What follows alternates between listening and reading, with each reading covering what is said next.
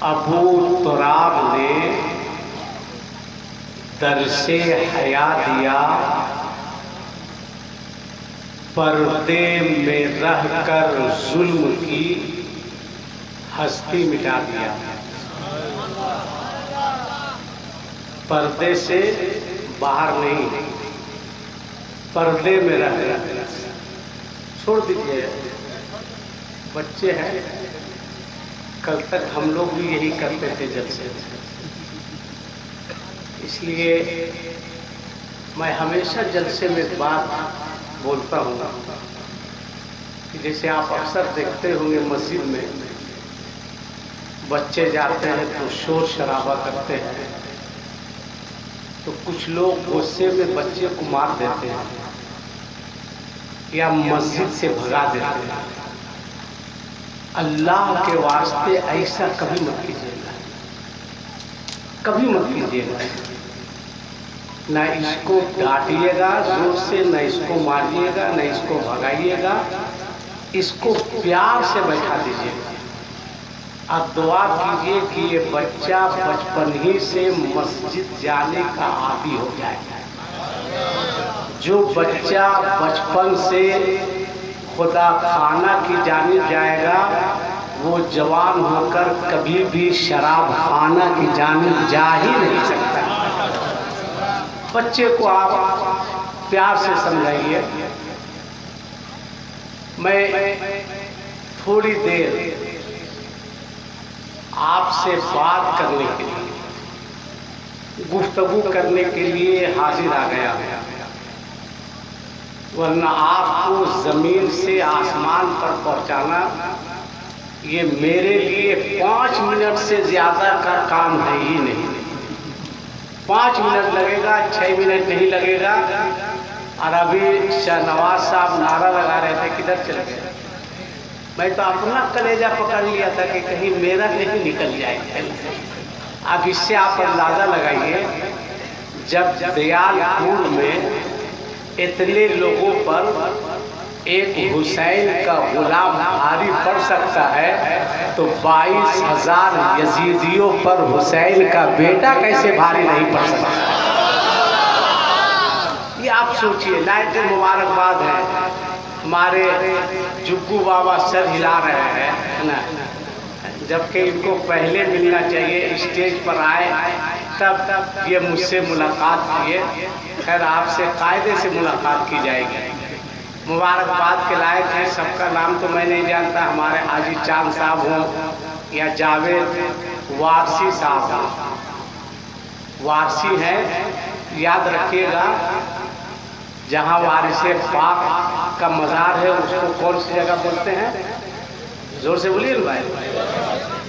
वो देवा है, देवा, वो लेवा नहीं है, देवा है। जैसे जब हुजूर ताजुश्शरिया का विसाल हुआ था तो 1,25,00,000 की भीड़, ये मीडिया का कहना था। तो नीचे के पदाधिकारियों ने ऊपर के पदाधिकारियों को फोन किया था कि सर बात समझ में नहीं आ रही है, कहा क्या मामला है? कहा भीड़ जो है कंट्रोल से बाहर है, अनकंट्रोल है, बहुत भीड़ है, ये भीड़ कैसे संभाली जाए? तो ऊपर के पदाधिकारियों ने एक जुमला कहा था जो अखबार में छपा था कि तुम टेंशन क्यों लेते हो? अरे जो बुलाना जानता है वो संभालना भी जानता है, तुम्हें टेंशन लेने की जरूरत नहीं है। बुलाया है ताजुश्शरिया ने, संभालेंगे भी ताजुश्शरिया, तुम क्यों टेंशन लेते हो? इसलिए टेंशन नहीं लीजिए। इस बच्चे को मैं बहुत देर से देख रहा हूँ, वाकई कसम खुदा की। ऐसे बच्चों को देखता हूँ, रख दो बेटा नीचे, 10 रुपये के लिए क्या झुकाओगे, है ना? ऐसे बच्चों को देखता हूँ तो दिल बाग बाग नहीं, गार्डन गार्डन हो जाता है। दूर से लगता है कि किसी मुसलमान का बच्चा है। टोपी, चेहरे पर क्या मासूमियत, इनके वालिद साहब जो भी हो उनसे गुजारिश है कि बच्चा इतना अच्छा है तो आप अपने बच्चे को जरूर आलिम बनाइएगा। तो मैं थोड़ी देर गुफ्तगू करने के लिए आपके बीच हाजिर आया हूं। बहुत आपने सुना शहादत इमाम हुसैन, शहादत इस तरह हुई, इस तरह हुसैन है, मगर हुसैन की शहादत का मकसद क्या क्या और हमको करना क्या है और हम कर क्या रहे हैं, एकदम संजीदा होकर के आप कुछ बातें सिमात कीजिए। हो सकता है मेरी कुछ बातें आपको सख्त लगे तो आप माफ कर दीजिएगा, और अगर नहीं भी माफ कीजिएगा तो मेरा कर क्या लीजिएगा। जो बातें साफ सुथरी हम आए 1 घंटा के बाद चल देंगे। बहुत अच्छा पढ़ा अफजल दियाद पुरी साहब ने। आज मैं देखा कि इनके पैर की ये हालत है, दुआ कीजिए अल्लाह शिफा अता फरमाए। और कलंदर ये देखिए क्या कलंदर है, एकदम चेहरे मोहरे से भी कलंदर ही लग रहे हैं ना। अल्लाह सलामत रखे और तरक्की दे। बहुत अच्छा पढ़ा। और इससे पहले साबिर साहब, साबिर हबीबी, जो नात पढ़ने के बाद सब्र नहीं कर सके, वो भी बहुत अच्छा पढ़ते। और सबसे ज्यादा हैरत आज मुझको हुई जो वो हजरत शम्स तबरेज साहब के पढ़ने का। इतना कभी टांगते आज तक मैंने नहीं देखा। पहली बार ये टांग रहे थे, ये ससुराल के खाने का सब, हमारे ससुराल से खा करके आए, खा पी कर। ये तो अल्लाह का शुक्र है कि ये ससुराल से खा पी कर आए हैं। कुछ लोग ससुराल से पी खा करके भी आ जाते हैं। मैं गलत नहीं बोल रहा हूँ। आप आज के समाज का मुहासिबा करें और अपने दिल पे हाथ रख के फैसला करें कि क्या वाकई हम हुसैनी हैं। मैं तो कहता हूं कि आप नाम के हुसैनी हैं, आप काम के हुसैनी बिल्कुल नहीं। हुसैनी बनिए, हुसैनी किरदार अपनाइए। अभी जैसे इन्होंने पढ़ा अली अली मौला अली, एक वाकया मुझको याद आ गया। एक वाकया मुझको याद आ गया कि ये मुझको लिख के दिए है कि ये हदीस पाक है, इनका तर्जुमा बयान कर दीजिएगा। मैंने कहा ठीक है, मैं कोई शायर थोड़ी हूँ, मैं पढ़ा लिखा आदमी हूँ ना, जो लिख के दीजिएगा बयान कर दिया जाएगा, है ना। एकदम संजीदा होकर के आप सुनिए। आपके घर में किसी का इंतकाल हो जाए तो आप सब्र कीजिएगा या डांस कीजिएगा? बोलिए ना भाई, सब्र कीजिएगा। तो करबला में तो हुसैन का पूरा घराना लुट गया और आप है कि 10 मुहर्रम को बेंजू बजा रहे हैं, आप है कि 10 मुहर्रम को डांस कर रहे हैं, आप है। और मैं तो कहता हूं कि आज के दौर में लड़कों को लाठी खेलना आता ही नहीं है। किसी बूढ़े को आप लाठी दे दीजिए, मार के उल्टा देगा आज के लड़कों को। इसलिए कि आज के लड़के मुहर्रम में या मुहर्रम के में तलवार सीखना या खेलना ये नाजायज हराम नहीं है। नमाज़े ईद के बाद हजरत अली रज़ी अल्लाह ताला अन्हु सहाबाए कराम को तलवार सिखाया करते थे। खुद अली सिखाते थे, तुम सीखो ना भाई, तुम सीखते कहाँ हो। मैं एक मतलब मुहर्रम का अखाड़ा देख रहा था, ये लतीफा नहीं है। 10 लड़कों को सुला दिया और सबकी आंख में एक थोड़ा सा केला का छिलका रख दिया, केला रख दिया काट के, देखिए यही आंख में। और एक लड़का के आंख में पट्टी बांध दिया और उसके हाथ में तलवार दिया। वो तलवार ऐसे ऐसे घुमा के आता था और आंख पर जहाँ केला था वहीं पे तलवार मारता था और उसको उठाता था और उसके मुंह में डाल देता था। मैं बहुत खुश हुआ कि वाकई काफी तेज है भाई। उस लड़के को हम पहचानते थे। 10-12 दिन के बाद मुलाकात हुई, उसने सलाम किया। मैंने कहा मुबारक हो। कहा किस चीज के लिए हजरत? मैंने कहा क्या तुम्हारा निशाना था? आंख में पट्टी बंधी थी, आप तलवार भांजते हुए जाते थे, केला में मारते थे, उठाते थे, मुंह में डाल देते थे। कहा कि हजरत जो पट्टी बंधी हुई थी उसमें हल्का सा सुराख था, उससे सब नजर आता था, है ना। वरना अगर पट्टी बंधी नहीं थी तो केला क्या, हम आंखें बाहर कर देते सबका, है ना। तो ये तो दौर है, ये समय है। आप लाठी खेलते कहाँ, आप तलवार सीखते कहाँ?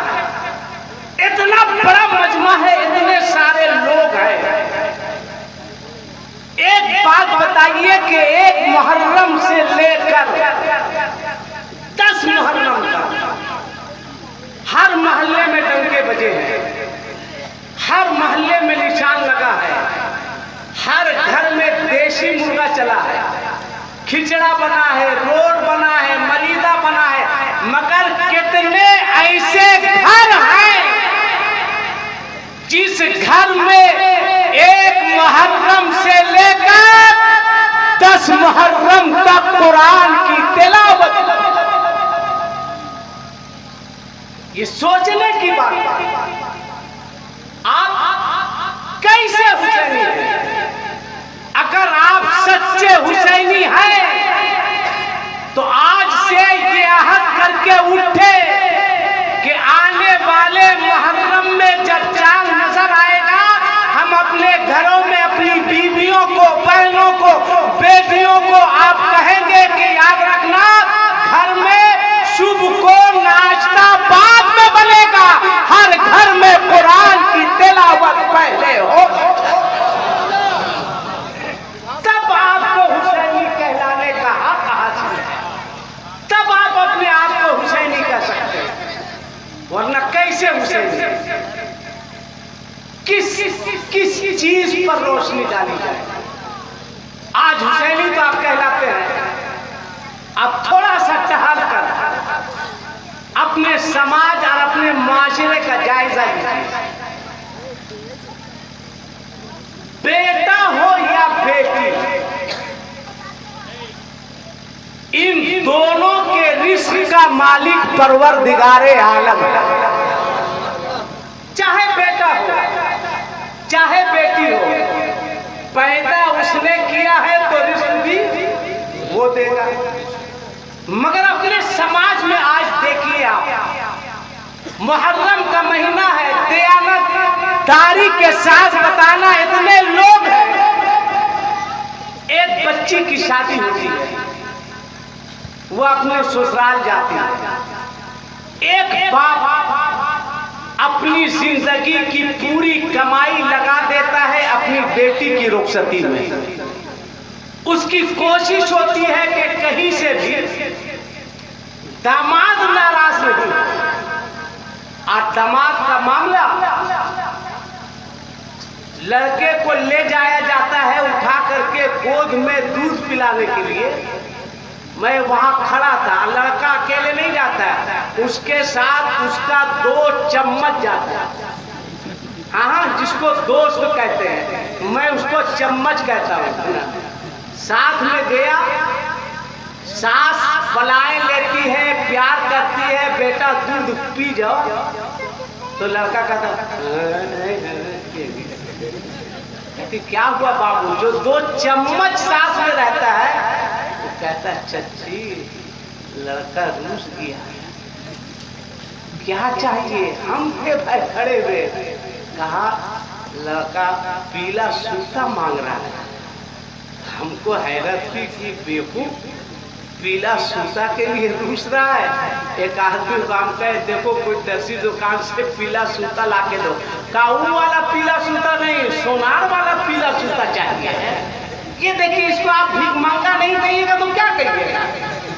ये है आज का समाज, ये है आज का मुआशरा। और आगे बढ़िए। 25 ससुराल गई,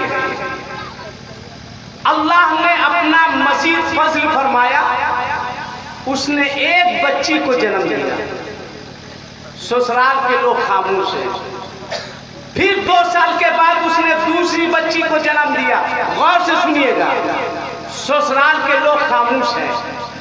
अगर फिर उसी बच्ची ने अगर तीसरी बेटी को जन्म दिया तो लगता है जैसे पूरी ससुराल में कयामत आ गई। पूरी ससुराल में एक हल्ला हंगामा के बेटे की किस्मत फूट गई, बेटे का मुकद्दर फूट गया, फलाने हो गया, ढेकाने हो गया, सिर्फ बेटी हो रही। आज नया सिस्टम लॉन्च किया है, साइंस तरक्की पर है। फिर वो बच्ची हामिला हुई तो आज 3 महीने 4 महीने के बाद लोग उसको डॉक्टर के पास ले जाते हैं अल्ट्रासाउंड करवाने के लिए। बोलो भाई, ऐसा होता है कि नहीं होता समाज में? ले गए डॉक्टर के पास, कहा डॉक्टर साहब देख करके बताइए बेटा है या बेटी है। एकदम संजीदा होकर सुनना हुसैनियों, अगर तू हुसैनी हो तो करना क्या चाहिए, तू कर क्या रहा है? डॉक्टर साहब देख कर बताइए मेरी बीवी के पेट में बेटी है या बेटा है। अगर डॉक्टर ने कह दिया कि अल्ट्रासाउंड के बाद मुबारक हो, क्या है डॉक्टर साहब, मुबारक हो, है क्या? कहा बेटा है। बेटा काफी खुश, जैसे कहा बेटा, शौहर भी खुश और उसकी सास भी खुश। कौन बेटी से नफरत कर रही है? जो पहले खुद ही बेटी। अब प्यार देखिए, कह दिया डॉक्टर ने तुम्हारी बीवी के पेट में पलने वाला बेटी नहीं है, बेटा है। अब डॉक्टर के यहाँ से चलता है, कितनी मोहब्बत आती है बीवी पर। कुछ दूर जाने के बाद कहता है तब काजू खरीद दे, बेटा है ना भाई। कहेगी हट, काजू नहीं खाएंगे। बोला किशमिश खा लो, किशमिश। सास कहेगी कुछ नहीं तो कम से कम नारियल का पानी पी लो। ये एक तस्वीर का पहला रुख है। अब तस्वीर का दूसरा रुख आप देखिए। अगर डॉक्टर ने कह दिया कि तुम्हारी बीवी के पेट में पलने वाला बेटा नहीं है, बेटी है, ये जालिम समाज, ये मुहर्रम से 10 मुहर्रम तक डंका पीटने वाले, ये या हुसैन कहने वाले, इमाम बाड़ों पर चक्कर लगाने वाले, हुसैन के नाम पर जान देने वाले, फौरन डॉक्टर से कहेगा डॉक्टर हमें बेटी की जरूरत नहीं है, हमें बेटी नहीं चाहिए, इसे मार दिया जाए, इसे खत्म कर दिया जाए, इसे खल्लास कर दिया जाए। एक बेटियों को अपनी बीवी के पेट में मारने वालों, अगर बेटियों से इतनी नफरत है तो बंद कर दो मुहर्रम में या हुसैन कहना, बंद कर दो झंडे लहराना, इसलिए कि रब्बे काबा की कसम मेरे नबी का खानदान बेटों से नहीं चला है बल्कि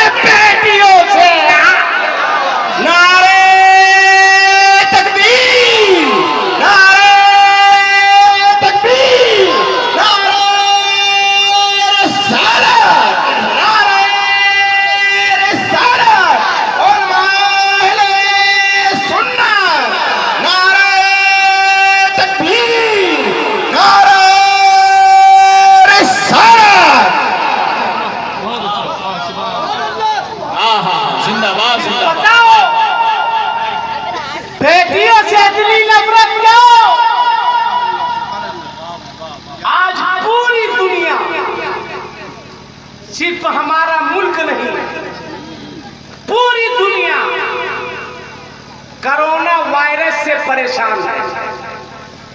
बहुत लोगों ने दावा किया था, अमेरिका चिल्ला चिल्ला के कह रहा था कि हम सुपर पावर है। चीन ने आगे बढ़ के कहा तुम नहीं, आने वाले टाइम में हम सुपर पावर आए। फ्रांस ने कहा हम, मगर अल्लाह ने एक कोरोना अजाब की शक्ल में भेजा। अब दुनिया को बता दिया, याद रखना सुपर पावर कोई नहीं, अगर सुपर पावर कोई है तो वो परवरदिगार आलम है, उसके अलावा कोई सुपर पावर। जिंदाबाद जिंदाबाद, नारे तकबीर, नारे रिसालत, इस्लाहे मुआशरा। कोरोना क्या है थोड़ा कुरान से पूछो। अब अल्लाह इरशाद फरमाता है, वलनुज़ीक़न्नहुम मिनल अज़ाबिल अदना दूनल अज़ाबिल अकबर लअल्लहुम यरजिऊन। कि हम बड़े अज़ाब को नाजिल करने से पहले छोटा छोटा अज़ाब नाजिल करते हैं। ये कोरोना अल्लाह का अज़ाब है। बोलो, अपने बाप की इज्जत नहीं करोगे तो कोरोना नहीं आएगा तो क्या आएगा? बोलो, अपनी माँ का एहतराम नहीं करोगे तो कोरोना नहीं आएगा तो क्या आएगा? कभी तुमने सोचा, हुसैनी कहलाने वालों, अल्लाह कितना नाराज है हमसे, कितना नाराज है, कितना नाराज है। कल तक मुअज्जिन बुलाता था, हय्या अला सलाह, आओ नमाज के लिए। तुम होटलों में चाय पीते थे, आओ नमाज के लिए। तुम जुआ खेलते थे, आओ नमाज के लिए। तुम टीवी देखते थे। अल्लाह इतना नाराज हुआ कि तुम जुमा में जाना चाहते थे, मगर अल्लाह ने अपने घर का दरवाजा तुम पर कितना नाराज है परवरदिगार। बंद करो ये ड्रामा, बंद करो मुहर्रम में ताशा बजाना, बंद करो मुहर्रम में पटाखा छोड़ना, बंद करो मुहर्रम में हू हल्ला हंगामा करना। अगर मुहर्रम में कुछ करना है तो ये तय करो, हमारे मोहल्ले में पटाखा नहीं फूटेगा, घर घर में रोजा रखा जाएगा, बाजा नहीं बजेगा, घर घर में कुरान की तिलावत। जिंदाबाद, नारे तकबीर, नारे रिसालत, इस्लाहे मुआशरा। क्या कहें, जिंदाबाद जिंदाबाद। कभी तुमने सोचा जिंदगी से? आज लोग चेहरा मास्क लगाकर घूम रहे हैं, बगल से कोई गुजर जा रहा है तो पहचान नहीं पा रहे। अल्लाह कितना नाराज है। सोचो तुम कि जब अपना चेहरा हम दुनियादार को नहीं दिखा सकते तो बोलो महशर में परवरदिगार को कैसे दिखाएंगे? नारा लगाने वालों, यहां से वहां तक एक बात बताओ कि 55 से लेकर 55 तक इमाम हुसैन ने 55 साल की उम्र पाई थी।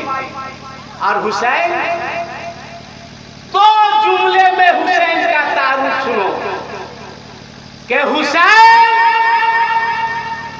उस बाप का बेटा है जो पैदा हुआ अल्लाह के घर में। हुसैन उस बाप का बेटा है जो पैदा हुआ अल्लाह के घर में। और हुसैन उस माँ का बेटा है जो पैदा हुई रसूलुल्लाह के घर में।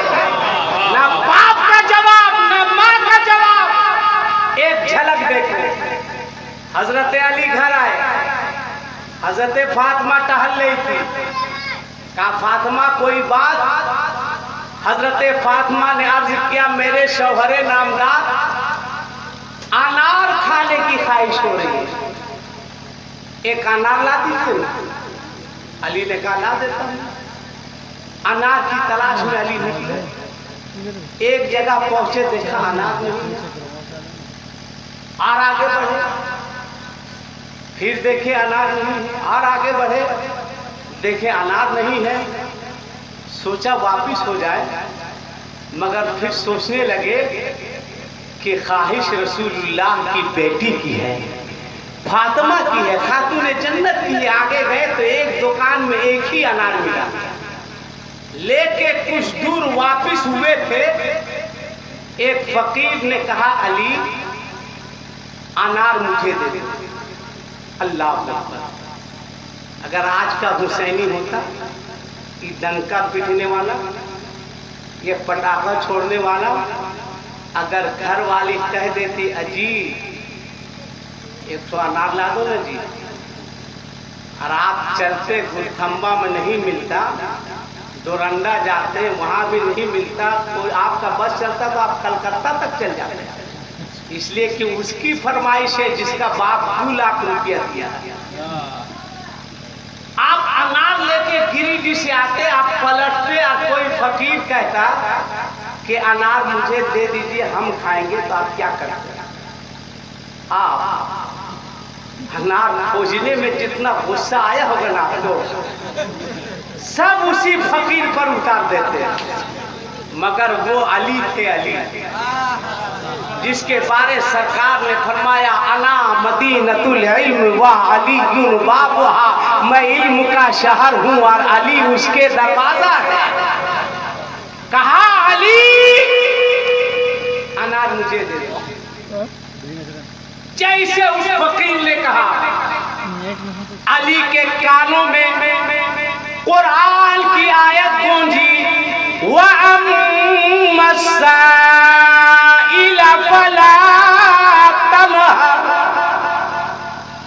कि जब कोई साइल सवाल कर दे तो उसे झिड़को मत। जैसे क्या है, आज रमजान के महीने में किसी के यहाँ रसीद लेकर के जाइए तो सबसे पहले ऐसा लगेगा कि मौलाना साहब नहीं आए हैं, मौत का फरिश्ता आया है। देखने के बाद तो आधा किलो खून वही सूख जाता है। कहे मदरसे की रसीद है, चंदा देते, क्या कहे मौलाना साहब भी नहीं लगाता है उसमें, क्या कहे मौलाना हालत बहुत खराब चल रही है, आ गए हैं तो लिख लीजिए 15 रुपये का। क्या करे सेठ साहब, का लिखना है लिखे नहीं तो चल जाइए, चंदा दे रहा है ना, मजाक थोड़ी है, नहीं देता है। अब मालूम होता है थोड़ी सी तबीयत बिगड़ी, ले अपोलो दे अपोलो, ले अपोलो, ले बेंगलोर दे बेंगलोर। गरीबों का हक मारोगे तो दूसरी तरफ से निकले। अली ने अनार दे दिया, अब वापिस घर आ रहे, सोचा फातिमा पूछेगी तो कह दूंगा अनार तो मिला था मगर एक ही मिला था, रास्ते में साहिल ने सवाल कर दिया, मैंने उसे दे दिया। अब घर आए, देखा हजरत फातिमा बैठी है, अनार का मुतालबा नहीं हो रहा है, अनार मांग नहीं रही है। अली ने कहा, फातिमा अनार मांगोगी नहीं? तब हजरत फातिमा ने कहा था, अनार फकीर खा रहा था, ख्वाहिश मेरी पूरी हो रही थी। कहा, अनार फकीर खा रहा था, ख्वाहिश मेरी दूर हो रही थी, पूरी हो रही थी, बात ही हो रही थी। किसी ने आवाज दी, अली। अली बाहर गए, कहा कौन का? मैं सलमान फारस हूं। कहा कैसे आना हुआ? कहा फातिमा को अनार खाने की ख्वाहिश थी, रास्ते में साहिल ने सवाल किया, तुमने उस अनार को साहिल के हवाले कर दिया। और अल्लाह का इरशाद, मन जाअ बिल हसनति फलहु अजरु अम्सालिहा, के जो अल्लाह की राह में खर्च करता है परवरदिगार उसे 10 अता फरमाता है। तुमने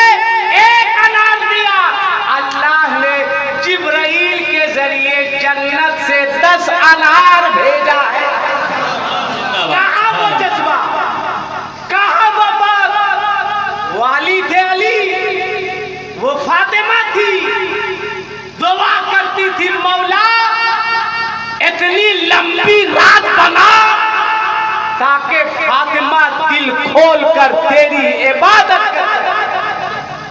हमारा नया साल शुरू होता है मुहर्रम से और खत्म होता है ईद पर। किस पर खत्म होता है? जोर से बोलिए।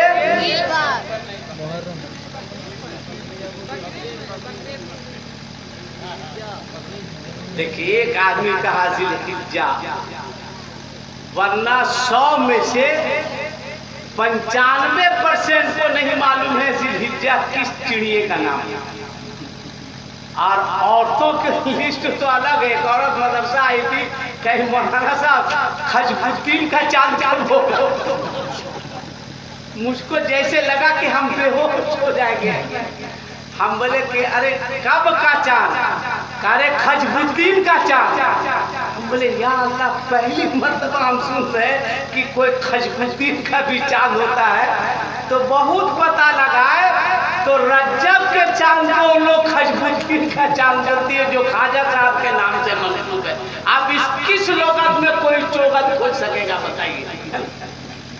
तो हमारा नया साल शुरू होता है कुर्बानी से और खत्म होता है कुर्बानी।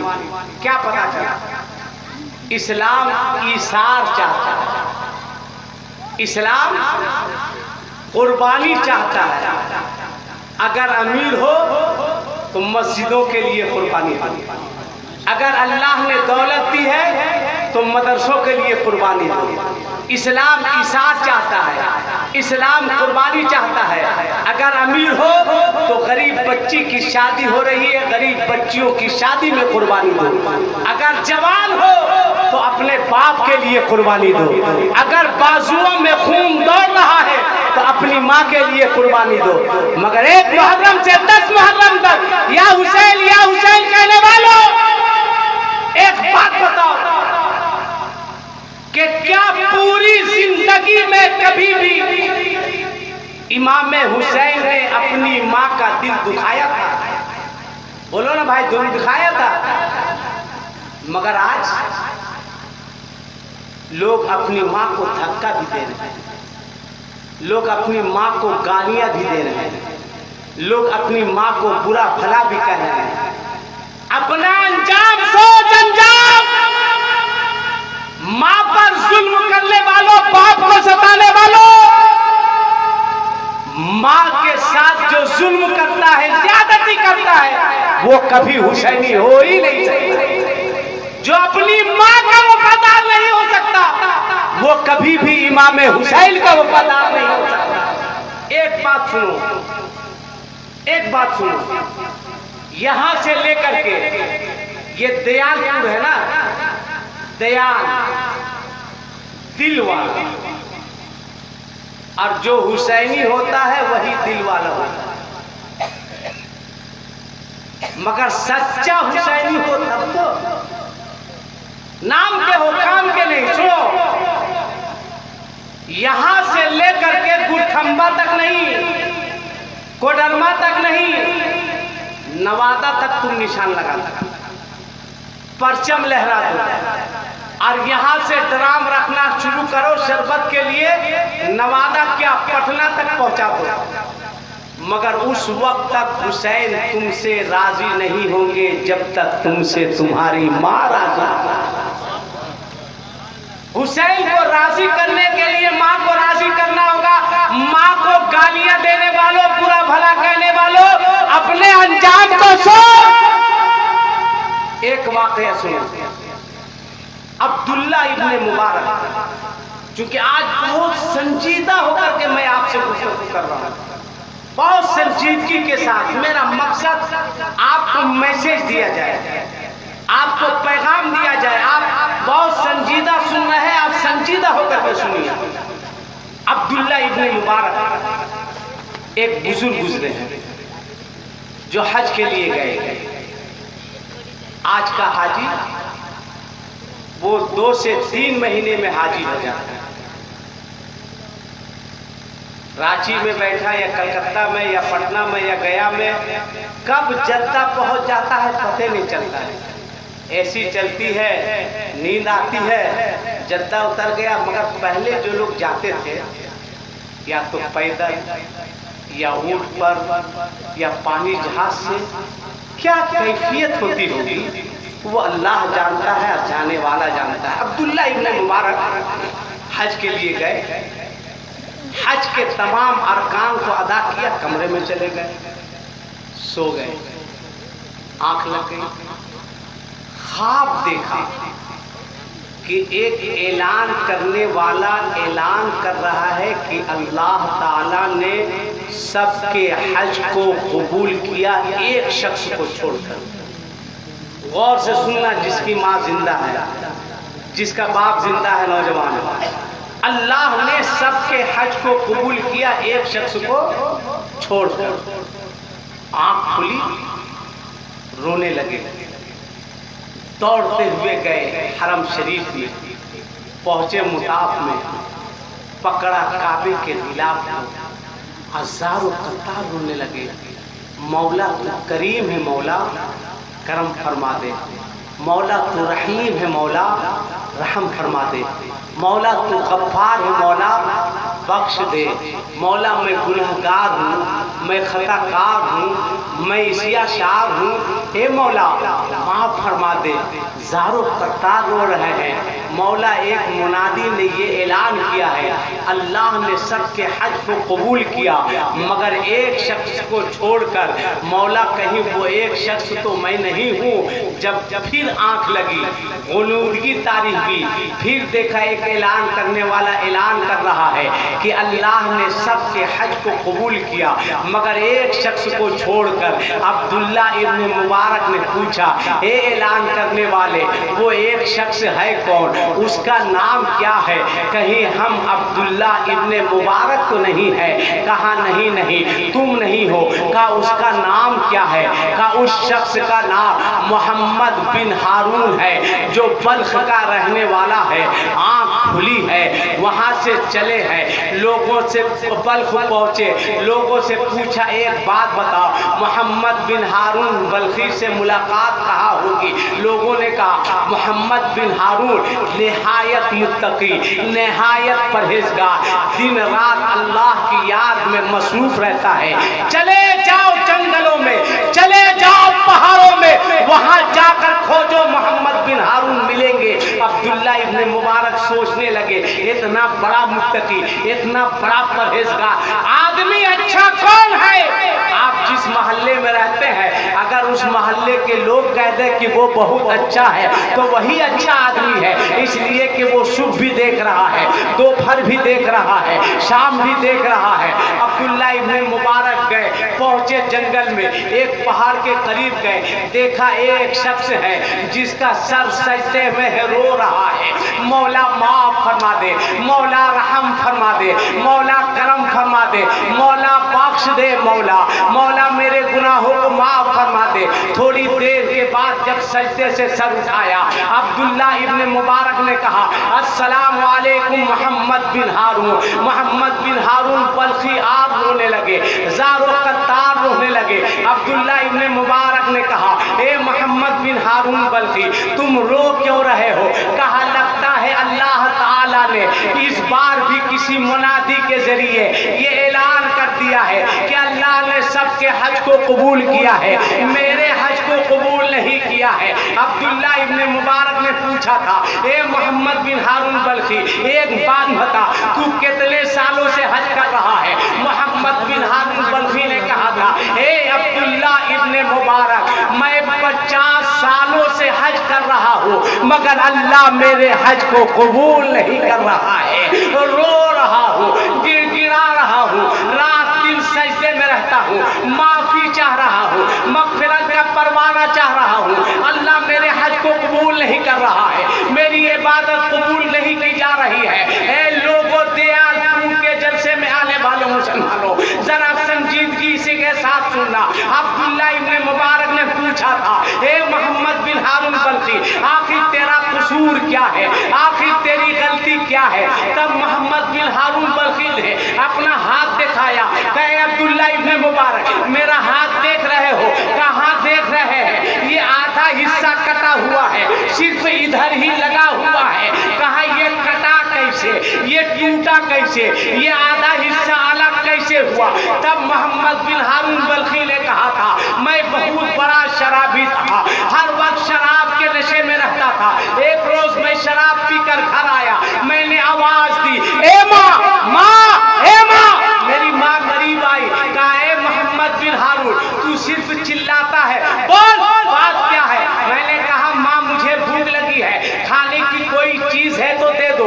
माँ ने कहा, ए बेटा देख, ये आग जल रही है, आग जलने दो, थोड़ी देर के बाद मैं आटा सानती हूँ, आटा सानने के बाद रोटी बनाऊंगी, जब रोटी तैयार हो जाएगी तब तुझे खाना दूंगी। मैंने कहा था, माँ मुझे अभी चाहिए, इसी वक्त चाहिए। तब मेरी माँ ने कहा था, ए बेटा, ना तू रोजा रखता है, ना नमाज पढ़ता है, ना कुरान की तिलावत करता है, हर वक्त शराब के नशे में रहता है, पीकर घर आता है, खाने का मुतालबा करता है, रुक जा, ठहर जा, खाना बनेगा उसके बाद खाना। मोहम्मद बिन हारून रोते हुए कहते हैं, हे अब्दुल्ला इब्न मुबारक, मैंने अपनी माँ को दाएं हाथ से ढकेला, आग जल रही थी, मेरी माँ आग में गिर गई और कुछ दिनों के बाद मेरी माँ की मौत हो गई।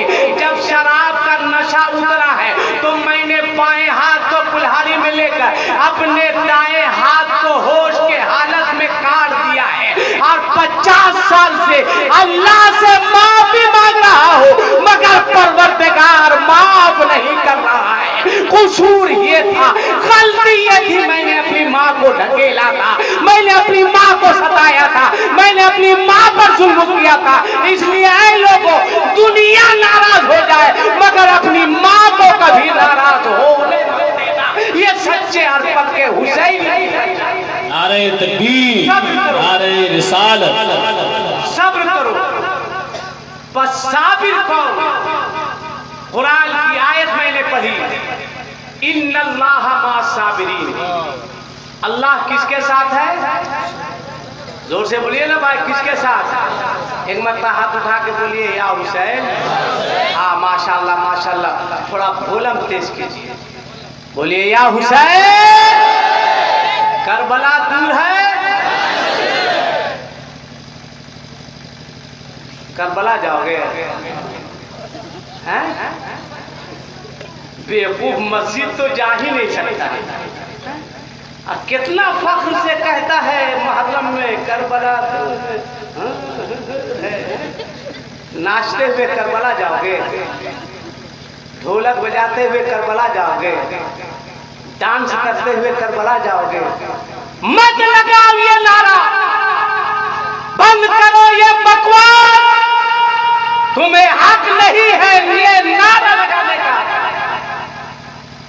इस्लाम का महीना शुरू कुर्बानी से खत्म होता है कुर्बानी में।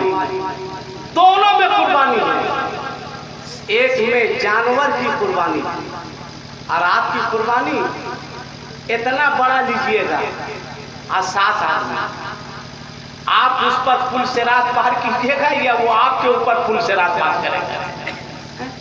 ठीक से अगर जुग्गू भाई बैठ जाए तो नहीं पार कर सकेंगे। 7 आदमी कैसे पार कर? कलंदर को बैठा दीजिए तो और मुश्किल है। वहां भी कुर्बानी और करबला में भी कुर्बानी, मगर दोनों कुर्बानियों में फर्क है। फर्क है कि नहीं फर्क है? हजरत इब्राहिम ने जब अपने बेटे इस्माइल को लिटाया था, लिटाने के बाद वो छुरी चला रहे थे उनकी गर्दन पर, तो क्या छुरी चल रही थी? अरे बोलो ना, चल रही थी? पूरी तेजी के साथ चला रहे हैं, चल नहीं रही है, गर्दन कट नहीं रही है।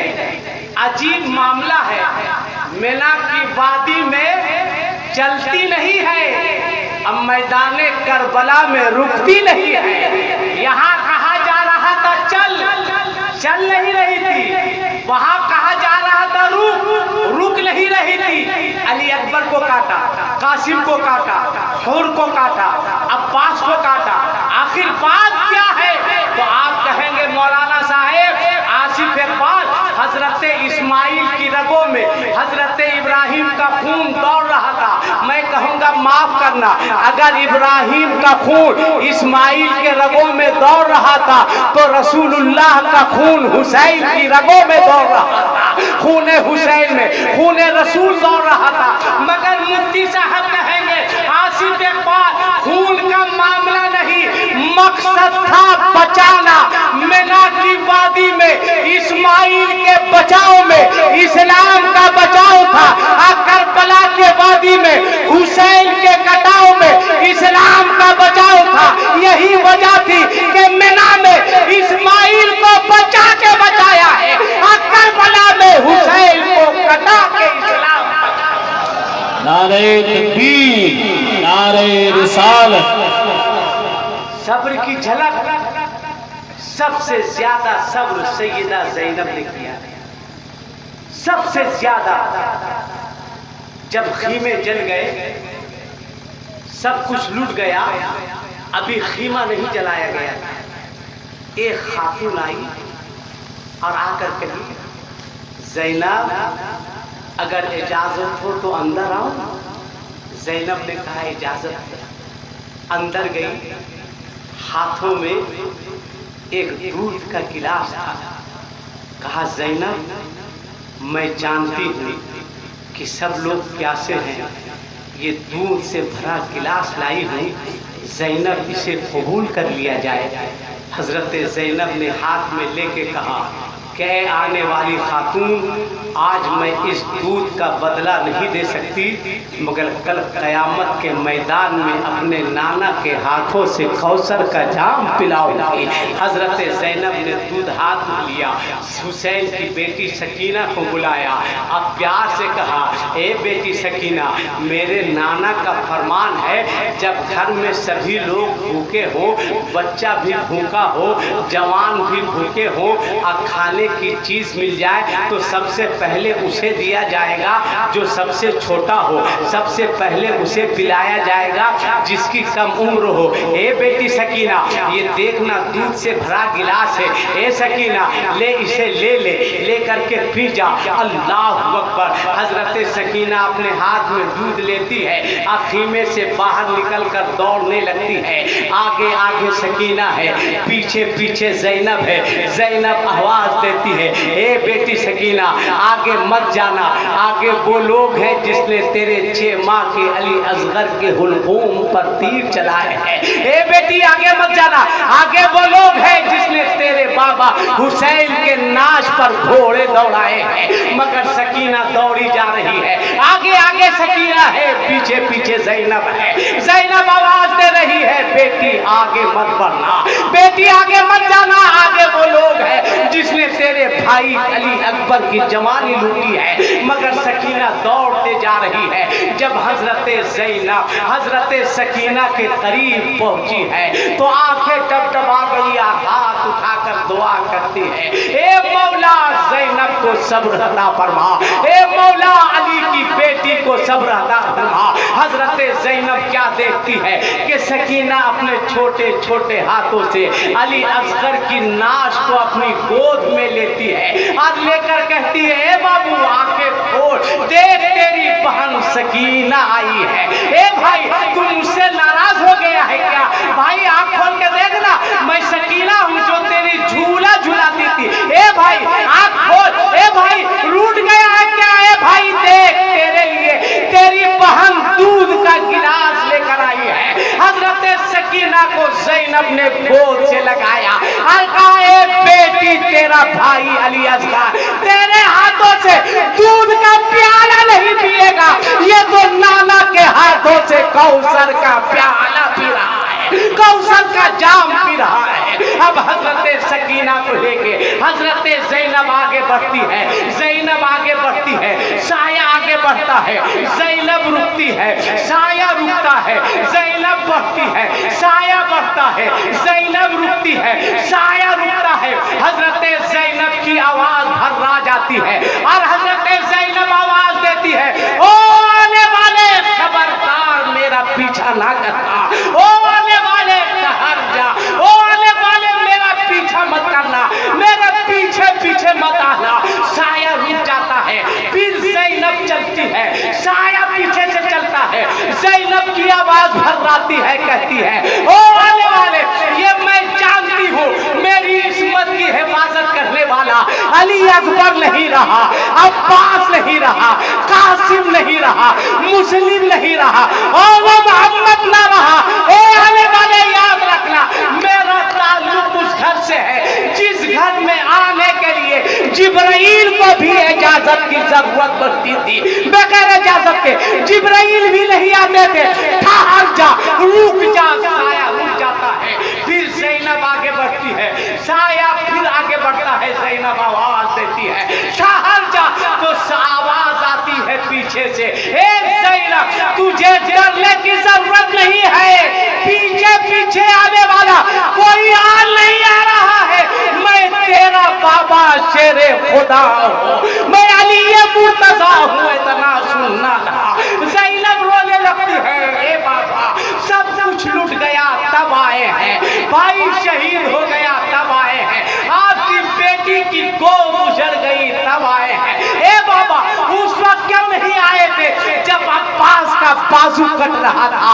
ए बाबा उस वक्त क्यों नहीं आए थे जब अली अकबर की जवानी लुट रही थी? ए बाबा उस वक्त क्यों नहीं आए थे जब तेरा बेटा हुसैन घोड़े से गिर रहा था? आवाज आती है, ए बेटी ज़ैनब मैं भी उस वक्त आया था और मैं तने तना नहीं आया था, तेरे नाना नबी भी आए थे, तेरी माँ फातिमा भी आई थी। ए बेटी मैं ये कहने के लिए आया हूँ कि अब अली के बेटे का इम्तिहान खत्म हो गया है, अब अली की बेटी का इम्तिहान शुरू हुआ है। ए ज़ैनब खीमे फूके जाएंगे, सब्र करना, हथकड़ियाँ डाली जाएगी, सब्र करना, बेड़ियाँ डाली जाएगी, सब्र करना, ऊंट पे बैठाया जाए, सब्र करना, बाजारों में घुमाया जाए, सब्र करना। अली हज़रत ज़ैनब ने अर्ज़ किया, बाबा मेरी माँ आई थी, कहाँ तेरी माँ आई थी जब तेरा भाई शहीद होकर गिरा है तो तेरी माँ ने हुसैन के खून के एक एक कतरे को एक शीशी में जमा कर लिया है, कहा मेरे भाई हुसैन का खून किस काम में आएगा? अली फरमाते हैं कल जब क़यामत का मैदान होगा तेरी माँ फातिमा बोलेगी, मौला मुझे खूने हुसैन का बदला चाहिए, मौला मुझे खूने हुसैन का सिला चाहिए, मौला बदला चाहिए। रब पूछेगा फातिमा बोल खूने हुसैन का कौन सा सिला चाहिए, खूने हुसैन का कौन सा बदला चाहिए? तब तेरी माँ बोलेगी, ए मेरे मौला मेरे बेटे हुसैन के खून के एक एक कतरे के सदक़े मेरे बाबा की गुनहगार उम्मत को माफ फरमा दे, इसे मग़फ़िरत का परवाना अता फरमा दे। अब चलते चलते हुसैनियों गौर से सुनना, आज मुहर्रम का अखाड़ा लगता है, आज मेला लगता है, तुम्हारी पहले मेले में जाती है, तुम्हारी बेटियां मेले में जाती है, तुम्हारी बीबियां मेले में जाती है, तू कैसा हुसैनी है? अपनी बेटियों को मेले में क्यों भेजते हो? अपनी बहनों को मेले में क्यों भेजते हो? अपनी बीबियों को मेले में क्यों भेजते हो? डंका पीटने वालों, हुसैनी कहलाने वालों, जरा देखो जब खीमे फूंक दिए गए, सैयदा ज़ैनब के हाथ में हथकड़ियाँ है, पाँव में बेड़ियाँ है, शहरे बालों के हाथ में हथकड़ियाँ है, पाँव में बेड़ियाँ है, सकीना के हाथ में हथकड़ियाँ है, पाँव में बेड़ियाँ है, इमाम ज़ैनुल आबिदीन के हाथ में हथकड़ियाँ है, पाँव में बेड़ियाँ है और ऊँट पे लगा दिया गया। तब शहरे बालों ने कहा था, ए ज़ैनब, ए ज़ैनब, हज़रत ज़ैनब आवाज़ देती है, क्या हुआ? कहा ज़ैनब हाथ में हथकड़ियाँ है, ज़ैनब पाँव में बेड़ियाँ है, ज़ैनब चादरें छीन ली गई है। ए हुसैनी कहलाने वालों, अपनी बेटियों को मेले में भेजने वालों, अपनी बहनों को मुहर्रम के अखाड़े में भेजने वालों, अपनी बीवियों को भेजने वालों, जरा गौर से सुनना। शहरे बानो ने ज़ैनब से कहा था, ए ज़ैनब हाथ में हथकड़ियाँ है, पाँव में बेड़ियाँ है, ज़ैनब चादरें छीन ली गई, अब बाजारों में घुमाया जाएगा, किस तरह चेहरे का पर्दा किया जाए, किस तरह चेहरा छुपाया जाए। तब ज़ैनब ने कहा था, ए शहरे वालों, अल्लाह ने औरतों को बड़े बड़े बाल दिए हैं, अब इन बालों को पीछे के बजाय आगे की जालिब कर लो, तुम्हारे चेहरे का पर्दा होता चला जाएगा। अगर वो तुम वाकई हुसैनी हो, अगर सच्चे हुसैनी हो, पक्के हुसैनी हो, तो तुमको आहद करना पड़ेगा कि मुहर्रम के अखाड़े में हम अपनी बीवियों को नहीं भेजेंगे, हम अपनी बहनों को नहीं भेजेंगे, हम अपनी बेटियों को नहीं भेजेंगे। तब तुम्हें हुसैनी कहलाने का हक है, वरना तुम्हें हुसैनी कहलाने का कोई हक नहीं।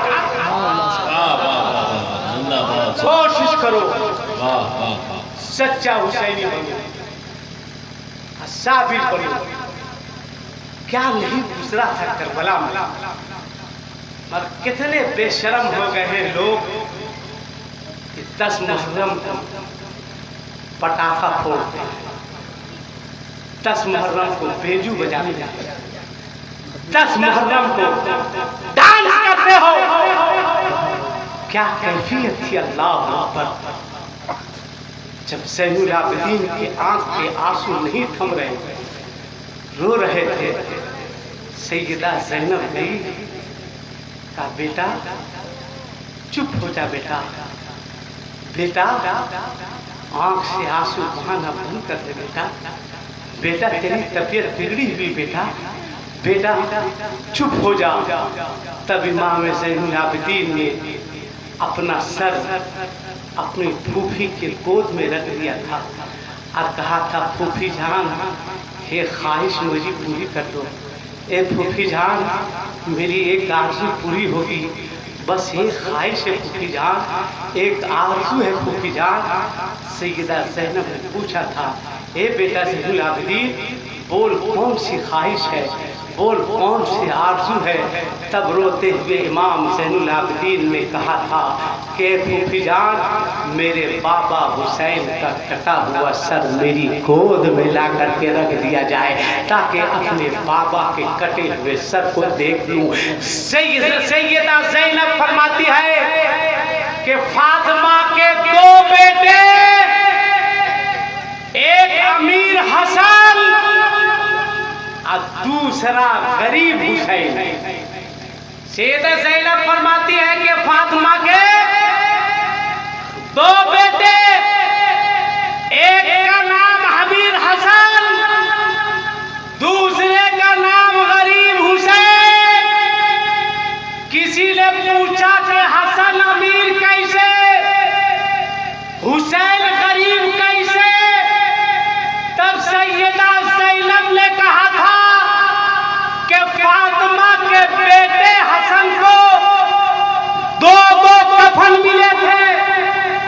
याद रखिएगा, इमाम हसन को 2 कफन मिले थे। जब आपको जहर दे दिया गया, वो भी किस चीज का जहर? हीरे का। जब खून की शक्ल में अतरिया बाहर आने लगी, तब इमाम हसन ने अपने भाई हुसैन को बुलाकर ये वसीयत की थी कि भाई मेरा आखिरी वक्त है, मेरी ये ख्वाहिश है कि मुझे नाना के कदमों में दफना देना। और अगर ये मदीने वाले, उस वक्त का हाकिम मरवान बिन हकम था, अगर ये काम नहीं होने दे तो फिर मुसलमानों की कब्र में मुझे अपनी माँ के कदमों में दफना देना। जब नहला दिया गया, कफना दिया गया, जनाजा लेकर चले तो हुसैन इमाम हसन के नाश पर मरवान बिन हकम ने तीरों की बारिशें शुरू कर दी थी। तीर बरसाने शुरू किए, इतने तीर बरसे कि इमाम हसन का कफन खून से रंगीन हो गया। तब इमाम हुसैन ने तलवार मयान से बाहर की। उस वक्त बुजुर्ग सहाबी जो मौजूद थे कहा, हुसैन तलवार को मयान के अंदर रख लो। इमाम हसन की 2 वसीयत थी, इसलिए कि हसन की आंखें देख रही थी। कहा था कि अगर नाना के कदमों में जगह ना मिले तो माँ के कदमों में ले जा करके रख देना, लिहाजा यहाँ इख्तलाफ है वहां रख दो। तब इमाम हुसैन ने दूसरा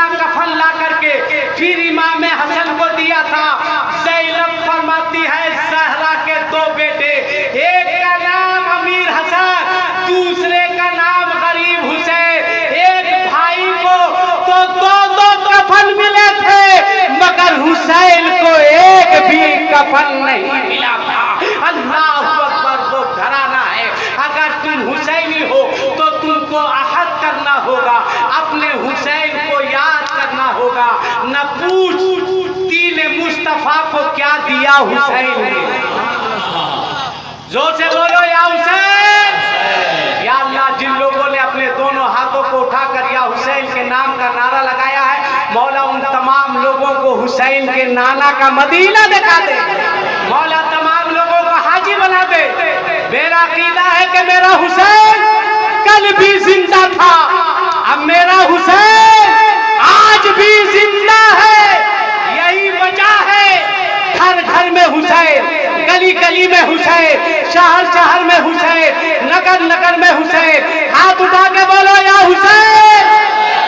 अब शेर सुनो, अताए फिल जलाल है, सरापा बा कमाल है, और अली के घर में देखिए जमाल ही जमाल है। कौन हुसैन? कुरान जिसका हाल है, हदीस जिसकी काल है, निसार जिसके हुक्म पर हुजूर का बिलाल है।